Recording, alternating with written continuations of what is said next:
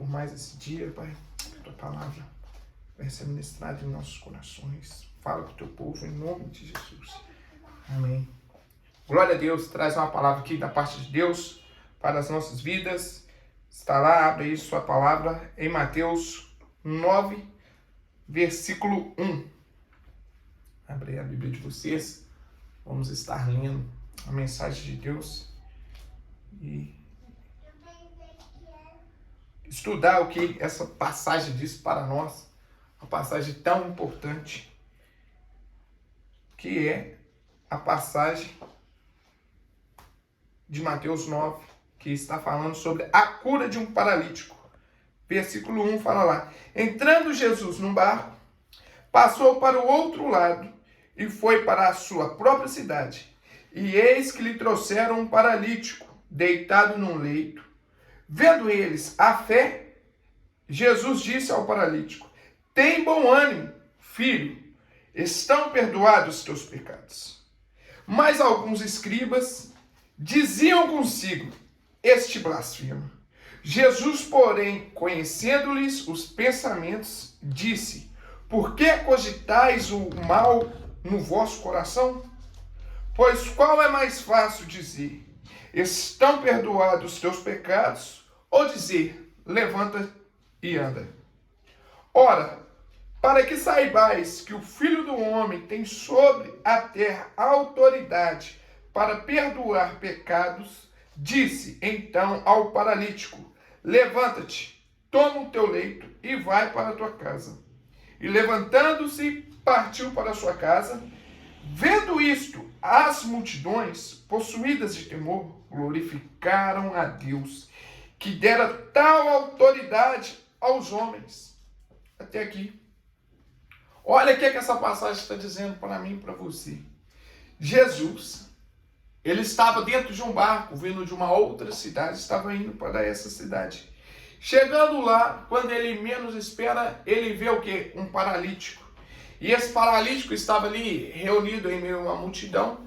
E Jesus chega e vê aquele paralítico, estende a mão sobre ele, impõe a mão sobre ele e fala: os seus pecados estão perdoados. E a multidão, alguns começam a glorificar, mas os escribas, eles que se achavam, começam a julgar: esse está blasfemando contra Cristo. Esse é um blasfemo contra o próprio Deus. Este não é o Cristo verdadeiro. E ele, sabendo que os escribas estavam fazendo isso, começam a falar para ele: o que é mais fácil? Perdoar os pecados ou fazer este paralítico andar? E os escribas, com certeza, devem: isso aí tá meio maluco. Esse cara não vai conseguir fazer isso. E Jesus vai e mostra para eles, e mostra para aqueles seus discípulos que ali estavam. Estende a mão sobre a cabeça dele e profetiza: levanta-te e anda. E aquele paralítico é curado imediatamente. Esse paralítico, ele se torna a andar, se torna a caminhar e se torna a vida. E ele levanta e anda para a sua casa. Como nós conseguimos ver aqui que a multidão que estava ao redor, elas começam a glorificar a Deus, porque ela está vendo ali a autoridade de Deus na vida de Jesus. Ele estava em uma cidade, quando ele chega na outra cidade, a multidão já começa a perseguir. A multidão já começa a ir até ele. Por onde Jesus passava, as multidões o cercavam.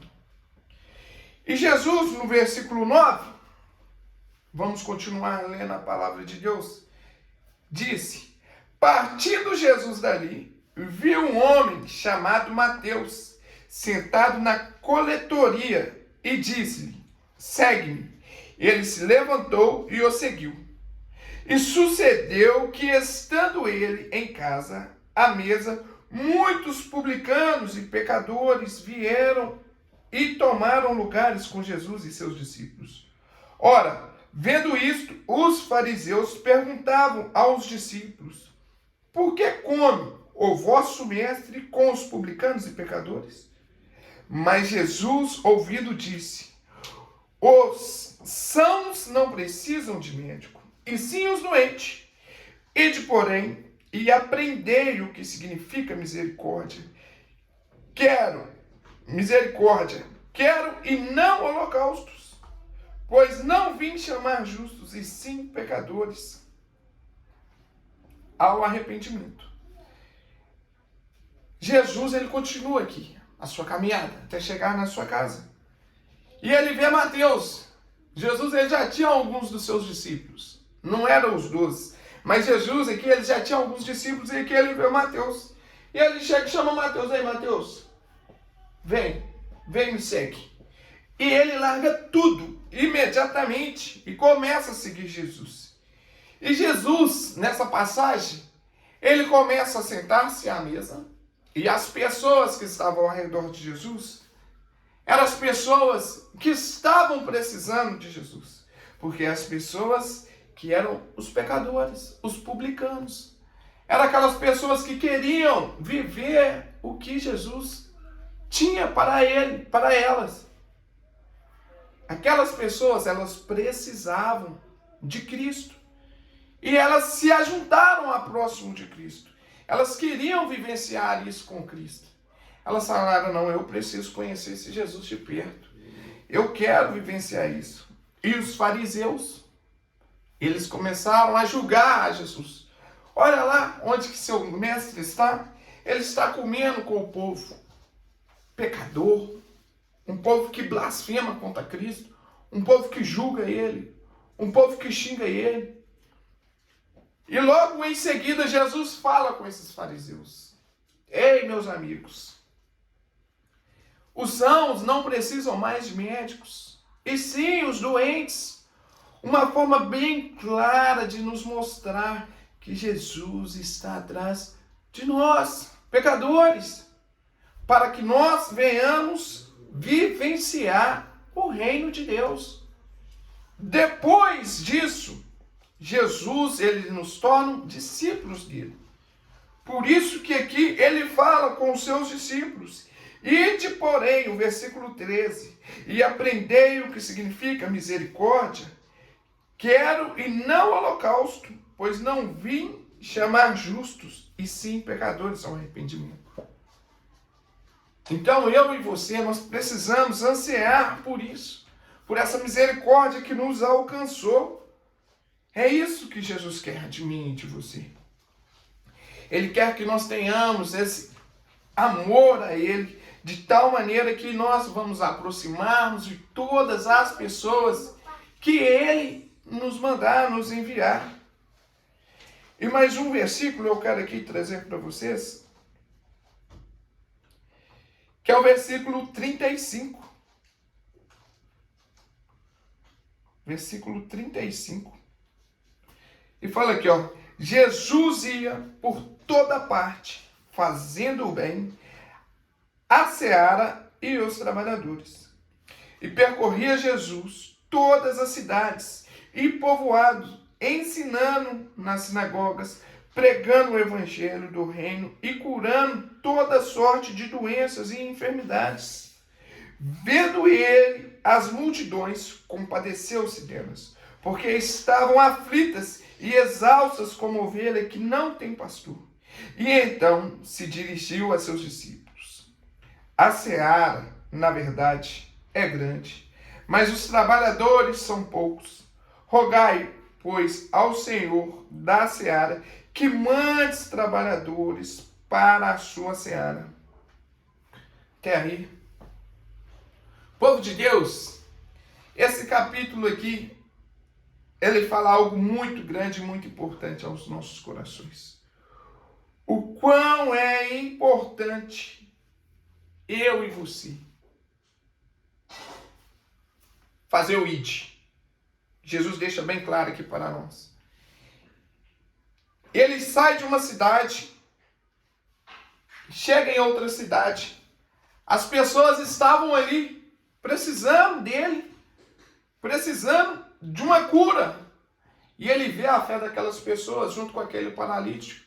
E ele, no mesmo instante, assim que ele acaba de descer do barco, ele vê aquela multidão. Ele não está preocupado em nada, ele quer curar aquela vida. Ele quer amar aquela vida. E ele estende a sua mão, coloca sobre a cabeça dele e fala: os seus pecados são perdoados. E ainda mais, o que ele faz? Escribas, vocês não estão crendo que eu tenho poder para curar, para libertar, para perdoar pecados? Mais uma prova. Levanta-te e anda. O paralítico pega ali a sua maca, ou a sua cadeira de roda na época, e sai andando, e o povo começa a glorificar de pé. O povo começa a entender que aquele ali é o Messias verdadeiro. E logo em sequência, aonde que ele vai? Para as pessoas, às vezes, que estão na bebedice, estão no mundo do pecado, estão no mundo de vários pecados. Que aqui ele diz claro, com os pecadores. Ele se senta-se à mesa. Ele fala: vou sentar aqui com vocês, eu quero te ajudar, eu quero... O que você está precisando? Vou te libertar. E logo em sequência, Jesus ele fala com seus discípulos: estamos precisando de discípulos, estamos precisando de pessoas que tenham amor ao perdido, amor ao próximo, para largar tudo por amor de Cristo e fazer a vontade. Porque a seara é grande. Aí fora está cheio de pessoas querendo ouvir a tua palavra, querendo ouvir o teu evangelho. Mas nós não nos posicionarmos, não vai ter como as pessoas ouvirem. Romanos fala também sobre isso. Como ouvirão, sendo que não há quem pregue?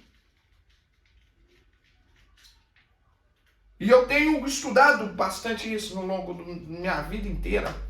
Eu falo isso com minha esposa, falo isso com os meus filhos, e sempre nos preparando, sempre buscando de Deus, sempre querendo direções, para que nós venhamos fazer o que de fato, o que a Bíblia quer de mim e de você. Não adianta nada eu chegar por ego, por vontade própria, vou fazer algo por livre e espontâneo. Não, não é assim. É o momento certo, na hora certa e na ocasião certa. As coisas todas vão cooperar para o bem daqueles que amam a Deus. E esse ano de 2026 eu quero vivenciar isso. Você precisa vivenciar isso. Vivenciar o que, Wilson? Viver a boa, perfeita, agradável vontade de Deus. Se é o seu chamado, eu quero ajudar no trabalho da seara, eu quero ajudar de uma forma financeira, eu quero ajudar de qualquer forma. Eu tenho uma roupa para doar, eu tenho um alimento para doar, eu quero ajudar. Toda forma vai ser muito bem-vinda. Porque a seara é grande. Precisamos anunciar o reino de Deus. Precisamos mostrar para este mundo, para este século que nós estamos vivendo, que o Senhor é o único Senhor de toda a terra. É o Rei dos Reis, o Senhor dos Exércitos. E Deus quer isso de mim e de você. Deus quer que nós possamos buscar mais dele. E Deus espera isso de nós. Que o Senhor possa abençoar a vida de vocês. Que o Senhor possa derramar bênçãos sem medida sobre a vida de cada um de vocês. E que nós vivenciamos o ID do Senhor. Eu falo que eu me preparei por longos, muitos anos, a vida toda, que a minha vontade é anunciar o reino. A vontade que queima meu coração é anunciar o reino. E chegou um momento muito especial, que é esse ano de 2026. Iremos começar um reino. Iremos começar um ministério. E em nome de Jesus, vai ser para salvar vidas. Vai ser para ganhar vidas. A região que nós estamos preparando é a região de Neves. Uma região muito simples. Uma região que precisa ser anunciado o evangelho ali de perto. E estamos indo para lá. Vamos anunciar o evangelho. Essa semana eu vou postar nas redes sociais para que você, se quiser ser membro, participar como convidado, você vai ser muito bem-vindo. Eu vou deixar um endereço, um horário certo para você ir lá. Vamos começar na nossa casa. Esse aqui é o primeiro vídeo de muitos outros vídeos que virão. Então nós nos encontraremos tanto pelo canal do YouTube quanto lá em casa também. Vamos anunciar o evangelho para toda criatura. E vamos batizar as pessoas em nome do Pai, do Filho e do Espírito Santo de Deus. É isso que o Senhor quer de mim. E é isso que eu vou ofertar para Ele, a minha vida, todo o meu ser, toda a minha casa e minha família. Então eu preciso que você ore pela nossa casa, ore pela nossa família. Ontem mesmo foi resposta de Deus tudo o que nós vivenciamos. A partir do momento que Deus falou comigo, levanta, meu filho, a hora é agora, anuncie. E eu anunciar, e as pessoas já começaram a me chamar. Ei, eu preciso que você venha anunciar o evangelho aqui. Seu coração está queimando, estamos vendo. E é isso que nós queremos, anunciar o reino de Deus. Que o Senhor abençoe a sua vida. Em nome do Senhor Jesus. Feche seus olhos e faça uma oração aí na sua casa. Em nome do Senhor Jesus. Que Deus abençoe vocês. Amém.